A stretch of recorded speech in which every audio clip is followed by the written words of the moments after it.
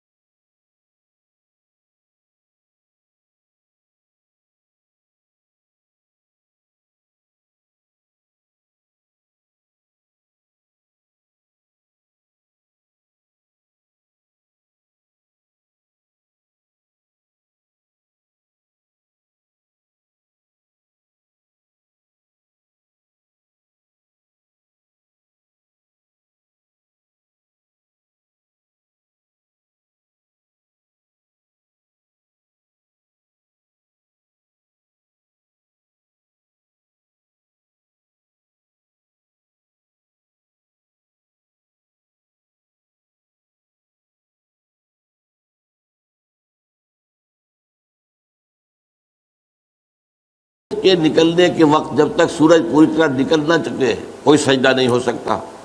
فجر کے بعد فجر کی نماز کے بعد سے لے کر سورج کے پوری طرح طلوع ہونے تک کوئی سجدہ جائز نہیں. اسی طرح عصر کی نماز کے بعد سے اور سورج کے غروب ہو جانے تک پوری طرح کوئی سجدہ جائز نہیں. اب کیا کریں؟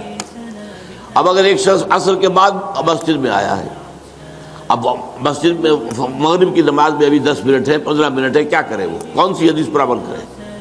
پہلی حدیث پر عمل کرے یا دوسری پر کرے؟ پہلی حدیث پر عمل کرتا ہے تو گویا کہ وہ ممنوع اوقات میں سجدہ کر رہا ہے.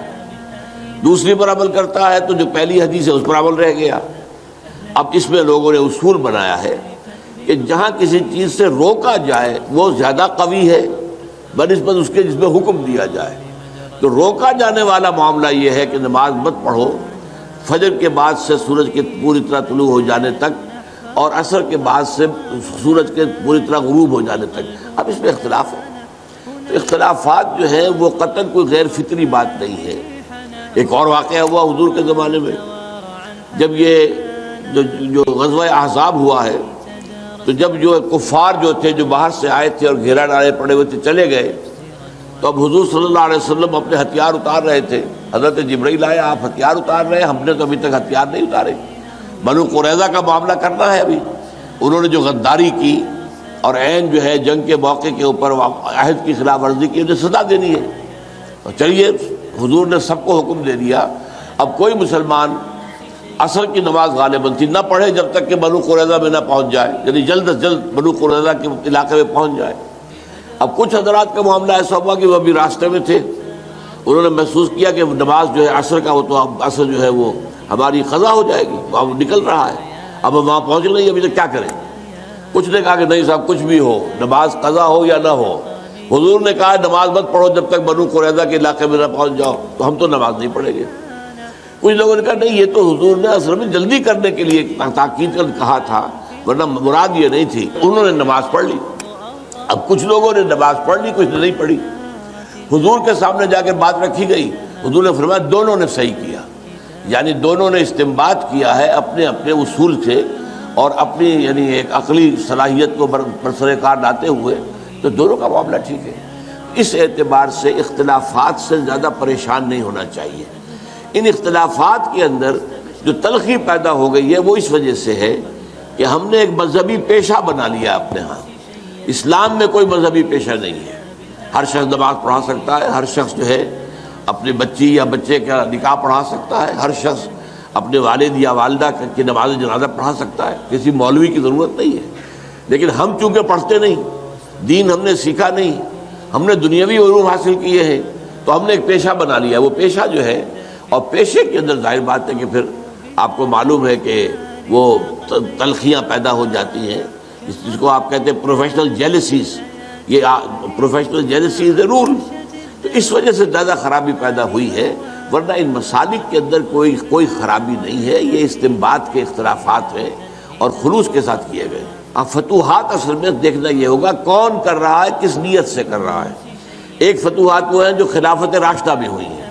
اب خلافت راشدہ میں تو جو خلفاء ہیں وہ کامل اسلام پر کاربند ہیں، وہ شہنشاہ تو نہیں ہیں، بادشاہ نہیں ہیں، انہوں نے محل نہیں بنائے ہیں، انہوں نے عیاشیاں نہیں کی ہیں. وہ تو صفوں پر بیٹھ کر اور یوں سمجھیے کہ زمین پر بیٹھ کر جو ہے وہ حکومت کا کام چلا رہے تھے. تو یقیناً وہ سارا جہاد اسلامی تھا، لازماً اسلامی تھا، لازماً اسلامی تھا. بعد میں وہ دور بھی آیا ہے، ایک بادشاہ ہے بھی شرابی اور زانی اور ہے بھی بہت ظالم، کوئی اسلام کے اوپر عمل بھی نہیں ہے مسلمان. وہ کسی ملک کو فتح کرنے کے لیے فوج کشی کرتا ہے، تو ظاہر بات ہے اس کا معاملہ جہاد فی سبیل اللہ کا نہیں ہے. یہ تو در حقیقت اپنی حکومت کو بڑھانے کے لیے وہ توسیع کے لیے کوشش کر رہا ہے. تو یہ سارا ڈیپینڈ کرے گا اس پر کہ ہے کون جو شخص یہ کام کر رہا ہے. خلفاء راشدین نے کیا تو خالص جہاد تھا، اس میں کوئی شک ہی نہیں. اس سے زیادہ پاک اور اس سے زیادہ صاف اور پیور اور جہاد فی سبیل اللہ کون سا ہوگا. لیکن یہ کہ بعد کے حالات جو ہے جو بہت خراب ہوئے، درمیان میں کچھ درمیانی حالات بھی ہیں، نسبتاً بہتر لوگ بھی تھے، انہوں نے بھی فتوحات کی ہیں. اب ان کا حکم بھی اب آپ چھوڑیے اللہ پر، ان کے جو نیتیں ہیں، اللہ تعالیٰ نیتوں کا جاننے والا ہے. تو بہرحال یہ ہے، میں نے دو انتہاؤں کا آپ کے سامنے ذکر کر دیا کہ ایک خلافت راشدہ کے دور میں فتوحات ہو رہی ہیں اور ایک بعد میں بہت دور میں جبکہ بادشاہت اور ملوکیت اور اس کی ساری گندگیاں آ چکی اور محل بن چکے، عیاشیاں شروع ہو چکی. ایک اس زمانے میں ہو رہا ہے، تو ان دونوں کا حکم مختلف ہوگا. هي الحلقات تحفظني بآيات من القرآن، هي الحلقات تملأني بحب المصطفى العدنان.